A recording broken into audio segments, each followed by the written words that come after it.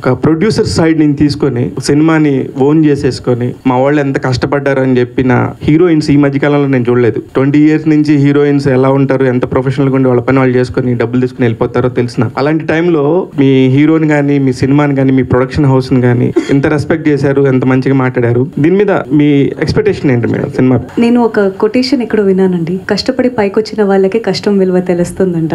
నేను చాలా కష్టపడి పైకొచ్చాను. ఒక మంచి ఫ్యామిలీ, హ్యాపీగా డాక్టర్ అయ్యాను. కానీ రియల్ కష్టాలు ఇండస్ట్రీ వచ్చిన తర్వాత స్టార్ట్ అయ్యాయి అంటారు అందరికీ. బట్ నాకు ఇండస్ట్రీలో కాదు, I have lost my father. నేను నా డెబ్యూ ఫిల్మ్ చేస్తున్న టైంలోనే మా నాన్నగారు హీ పాస్డ్ అవే. అప్పటి నుంచి I want to become the most celebrated south Indian actress అని ఒక గోల్ పెట్టుకున్నాను. ఆ గోల్ రీచ్ అవ్వాలి అంటే నేను కష్టపడాలి, నాతో పాటు కష్టపడే వాళ్ళ కష్టాన్ని కూడా నేను రెస్పెక్ట్ ఇవ్వాలి. అప్పుడే అది అవుతుంది అనుకుంటాను.